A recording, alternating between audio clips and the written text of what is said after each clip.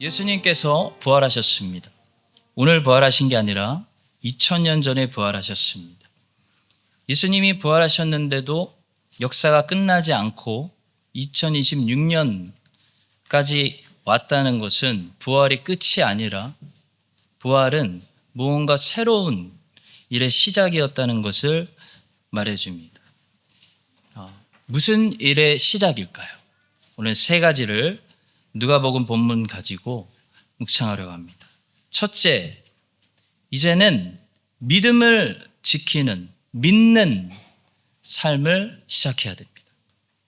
예수님께서 부활하신 후에 이 사복음서에서 공통적으로 다루고 있는 주제 중에 하나는 그들이 잘 믿지 않았다는 주제입니다. 마태복음은 예수님께서 부활하신 후에 갈릴리에서 제자들을 다시 만나셨는데 그들이 예수님을 봤는데도 불구하고 아직도 잘 믿지 못하는 제자들이 있었다라고 말하고 있습니다. 예수를 배웠고 경배하나 아직도 의심하는 사람들이 있더라. 마가복음도 예수님의 제자들이 예수님의 부활하신 것을 잘 믿지 못했다라는 사실을 말하고 있습니다. 그들은 예수께서 살아나셨다는 것과 마리아에게 보이셨다는 것을 듣고도 믿지 아니하니라. 두 사람이 가서 남은 제자들에게 알렸을 때 역시 믿지 아니하니라. 누가복음은 엠마오로 가던 두 제자들에 대해서 이야기합니다. 예수님이 그들의 믿음 없음을 책망하십니다. 이르시되 미련하고 선지자들이 말한 모든 것을 마음에 더디 믿는 자들이요.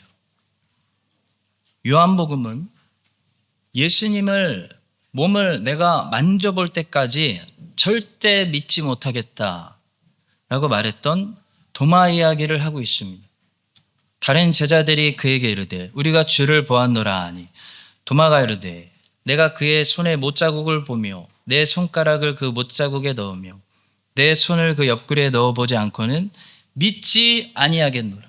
못 믿겠다라는 거예요. 마태, 마가, 누가, 요한 사복음서가 예수님의 부활을 증거하고 제일 첫 번째로 다른 주제는 제자들도 믿지 못했다, 믿음 없음이었다는 겁니다. 따라서 성도 여러분, 2026년 이제 부활절 주일을 우리가 넘어가면서 우리가 첫 번째로 부활 후에 이제는 해야 될 것은, 제자의 소명은 믿는 것입니다. 우리 주님, 부활하셔서 우리와 함께 하시는 주님을 믿는, 믿음을 지키는 겁니다. 도마는 만져보고 믿었지만 여러분과 저는 만져보지 못하고 보지 못하고 믿는, 도마보다 더 복된 사람들이 되어야 합니다. 예수께서 이르시되 너는 나를 본고로 믿느냐? 보지 못하고 믿는 자들은 복되도다 하시니라. 자, 우리가 이 믿음을 지킬 수 있는 구체적인 방법이 하나 있습니다. 은혜를 기억하는 것입니다.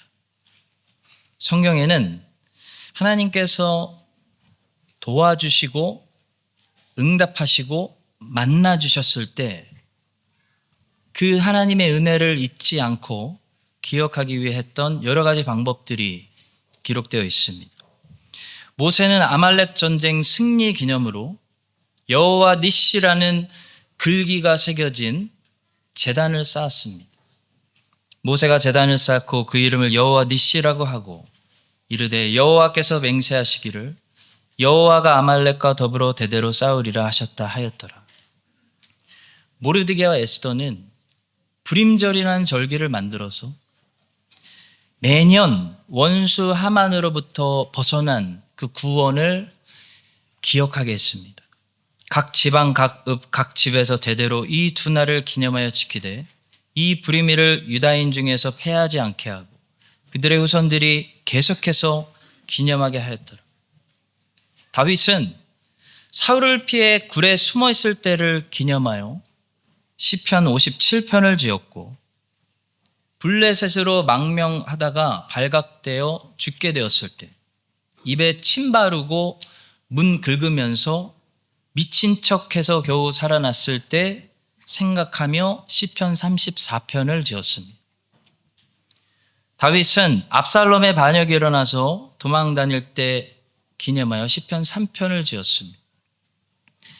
이렇게 다윗처럼 오늘날에도 나에게 나타나신 하나님, 나에게 은혜 베푸신 하나님의 은혜를 기억하기 위해서 시를 짓거나 노래를 만들어 찬송을 지음으로 하나님의 은혜를 기억하기도 합니다.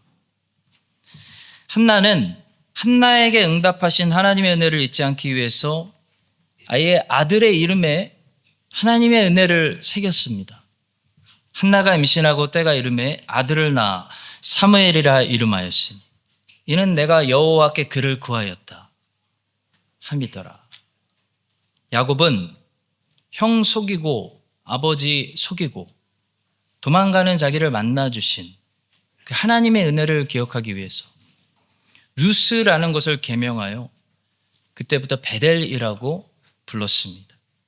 야곱이 아침에 일찍 일어나 베개로 삼았던 돌을 가져다가 기둥으로 세우고 그 위에 기름을 붓고 그곳 이름을 베델이라 하였더라. 이 성의 옛 이름은 루스더라. 하갈은 하나님이 아브라함의 하나님, 사라의 하나님이신 줄만 알았는데 자신도 살피시는 하나님을 경험하며 목말라 죽을 때 발견하게 하신 그 샘을 가리켜서 부엘라 헤로이라고 불렀습니다. 하갈이 자기에게 이르신 여호와의 이름을 나를 살피신 하나님이라 하였으니 이는 내가 어떻게 여기서 나를 살피시는 하나님을 배웠는고 함이라. 이러므로 그 샘을 부엘라 헤로이라 불렀으며 그것은 가데스 베레 사이에 있더라.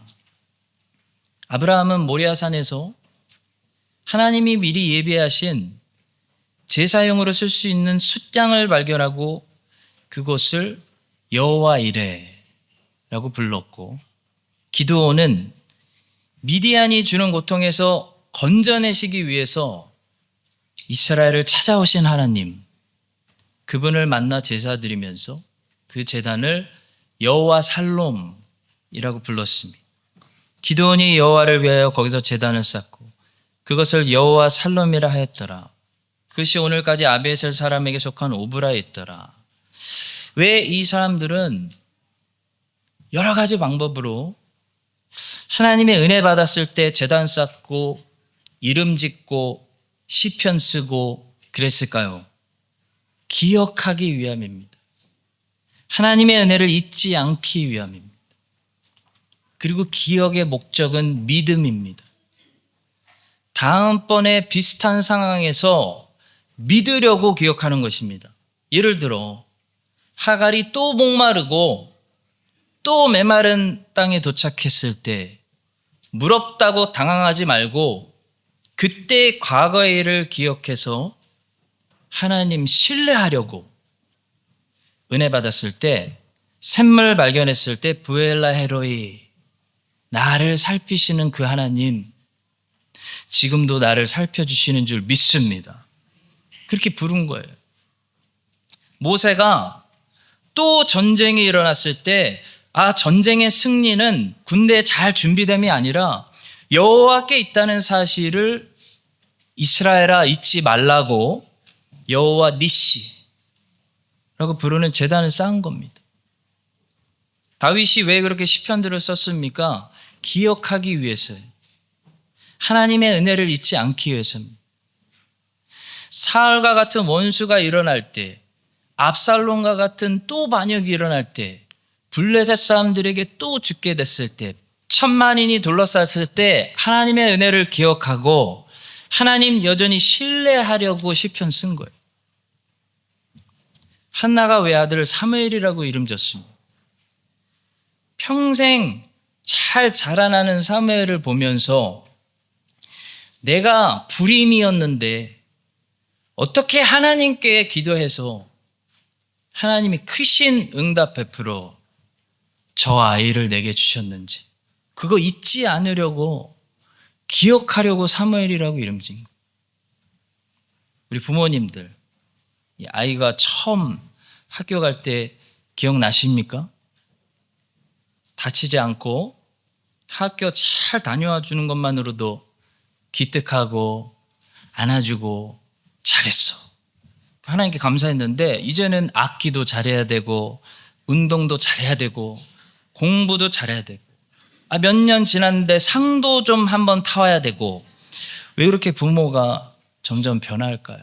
애들이 변하는 게 아니라 애들은 잘하는 거고 부모는 변하는 것 같아요. 잊어버려서 그래요. 기억이 안 나는 겁니다. 성도 여러분, 애들 어렸을 때는 기억 못해도 되지만 하나님의 은혜는 잊어버리면 안 됩니다. 하나님의 은혜 잊어버리면 그것이 곧 믿음을 상실하는 거로 이어져요. 그래서 하나님께서는 구약에서 이스라엘에게 너희가 나를 믿지 않았다 라는 말씀을 어떻게 표현하시냐면요, 너희가 나를 잊었다. 애굽에서 내가 행한 일들을 잊어버렸다. 홍해에 가른 거 잊었다. 광야에서 만나줬던 일 잊었다 라고 말하는 거예요. 오늘 본문에서도 예수님의 제자들이 예수님의 부활하심 잘 믿지 못하다가 무엇을 할 때 다시 이 믿음이 회복됩니까? 기억할 때 믿음이 회복됩니다. 여기 계시지 않고 살아나셨느니라. 갈릴리에 계실 때 너에게 어떻게 말씀하셨는지를 기억하라. 그들이 예수님의 말씀을 기억하고 회복됩니다. 여러분과 제가 이 사실을 기억하고 부활절 후에 이제는 그 또 시험의 상황에서 하나님 원망하지 않고 하나님을 신뢰하기 위해서 하나님이 그동안 우리에게 행하신 일들, 하나님이 그동안 베풀어 주신 그 은혜들 잊어버리지 말고 다시 열심히 기억해서 같은 상황이 왔을 때 이제는 하나님의 사랑을 의심하지 말고 하나님을 신뢰할 수 있는, 하나님 저 아버지 믿어요 라고 할 수 있는 믿음의 사람들 되시기를 예수님의 이름으로 축복합니다. 자, 두 번째로 부활절 후에 이제는 말씀을 전달하는 삶을 살아야 됩니다. 하나님의 자녀가 예수 믿고 구원받는 즉시 천국으로 가서 하나님 나라의 완성을 기다리지 않습니다. 양과 염소들이 섞여 있는 이 땅에서 하나님 나라를 완성을 기다립니다. 그 목적은 두 가지입니다. 하나는 그 거듭난 하나님의 자녀가 이 땅의 남은 삶을 통해 성장하게 하기 위한 양육의 목적이 있고요.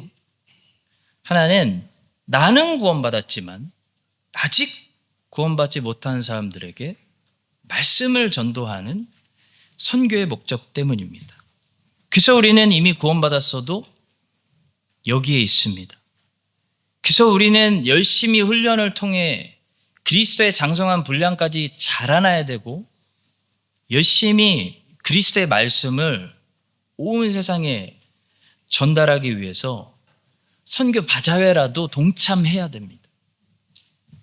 마태, 마가, 누가, 요한복음이 예수님의 부활을 증거한 후에 또 한 가지 공통적으로 다른 주제는 말씀 전파, 선교입니다. 마태복음은 Great Commission이라고 부르는 예수님의 지상명령을 끝으로 마태복음을 마무리합니다. 그러므로 너희는 가서 모든 민족을 제자로 삼아 아버지, 아들과 성령의 이름으로 세례를 베풀고 내가 너희에게 분부한 모든 것을 가르쳐 지키게 하라. 볼지어다 내가 세상 끝날까지 너희와 항상 함께 있으리라 하시니라. 마가복음은 어떨까요? 마지막 구절 보시겠습니다. 주 예수께서 말씀을 마치신 후에 하늘로 올려지사 하나님 우편에 앉으시니라. 제자들이 나가 두루 전파할세 주께서 함께 역사하사 그 따르는 표적으로 말씀을 확실히 증언하시니.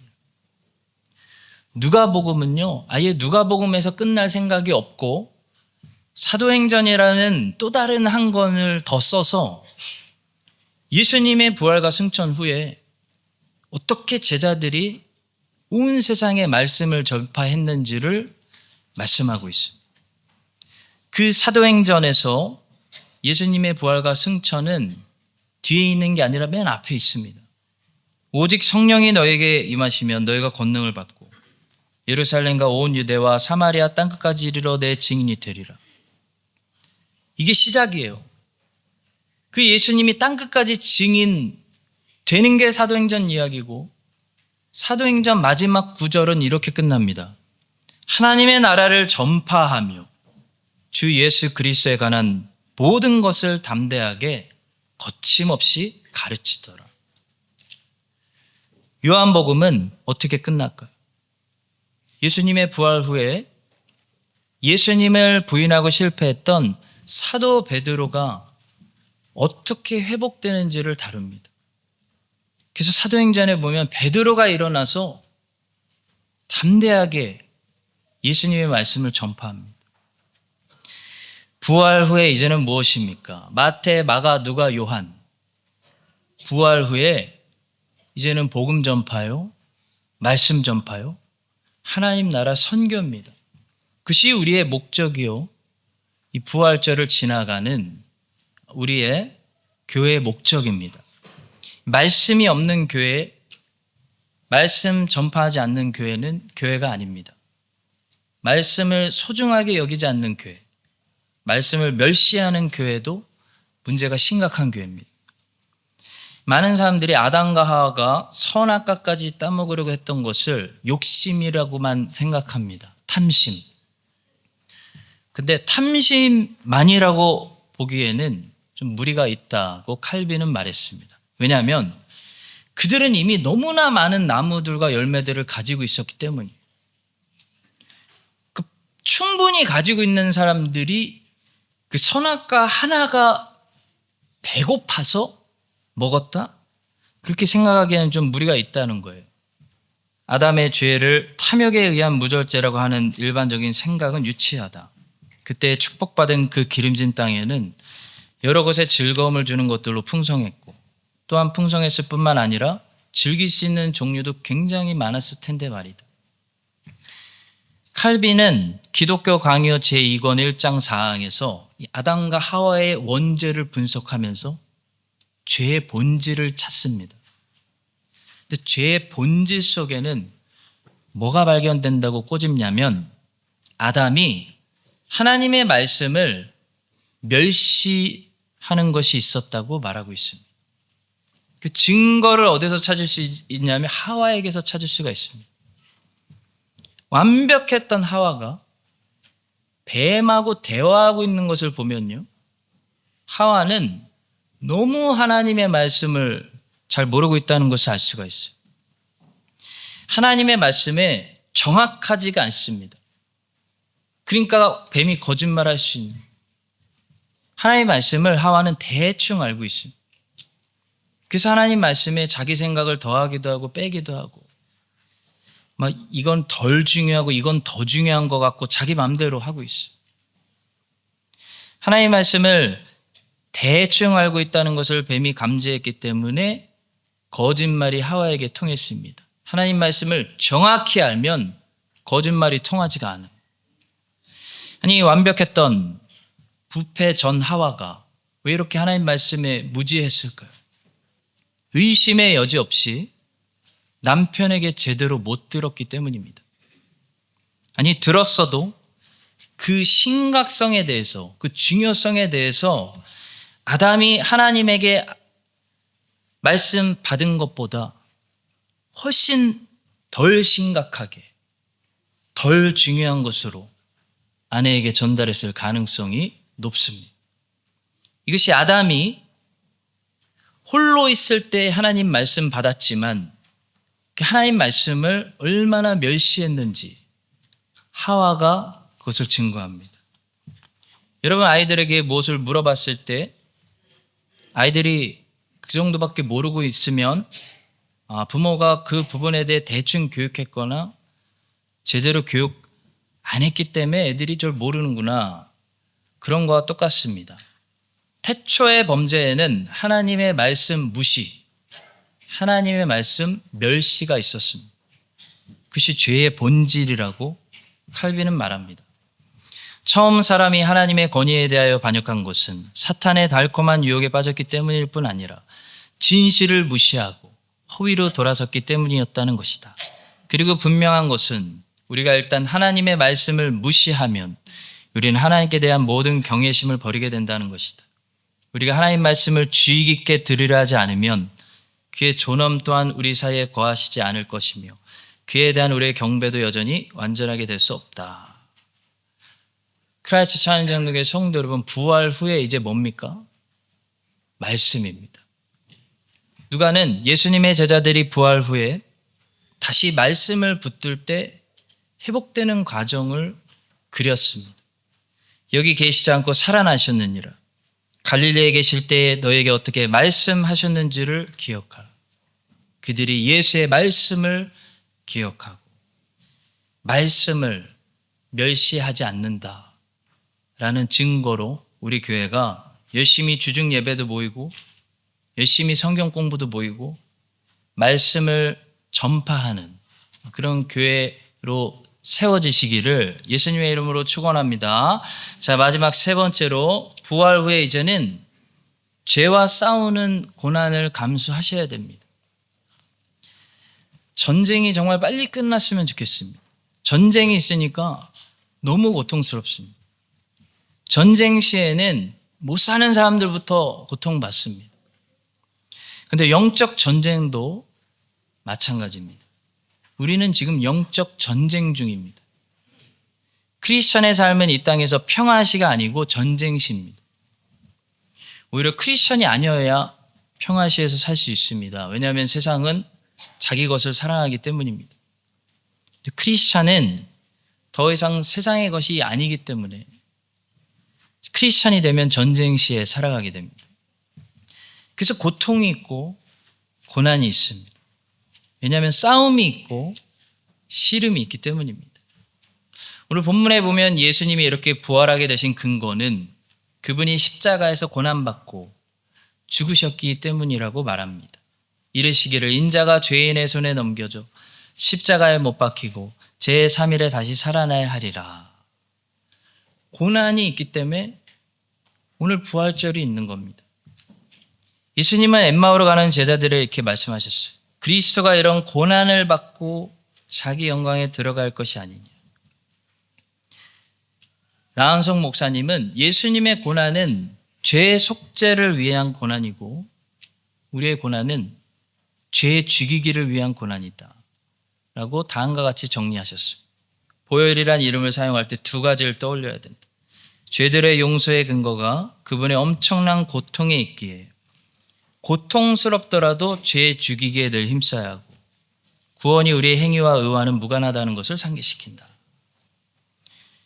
예수님이 참으신 저 고통의 목적은 죄 용서, 죄 속죄였지만 우리가 참아야 하는 고통의 목적은 죄 죽이기, 죄 참기의 고통입니다.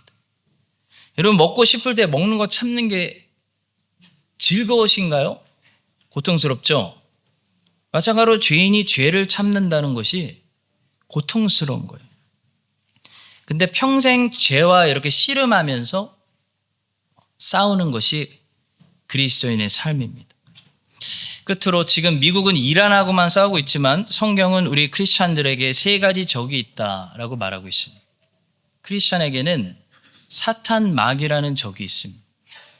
크리스찬에게는 자기 육체, 옛사람, 사망의 몸이라는 적이 있습니다. 크리스찬에게는 세상이라는 적이 있습니다. 이 세 가지 적들이 공격하는 부분들이 조금씩 달라요. 마귀는 어디를 공격하냐면 우리 믿음을 공격해. 그래서 하나님을 나쁜 분으로 왜곡해서 우리가 하나님 원망하고 욕하게 공격합니다. 육체는 우리가 죽어야 이별할 수 있는데 우리 끊임없이 물질적이고 육체의 사람들이 되게 하여 영적인 거에서 잠자게 하고 동물처럼 쾌락을 추구하게 만듭니다.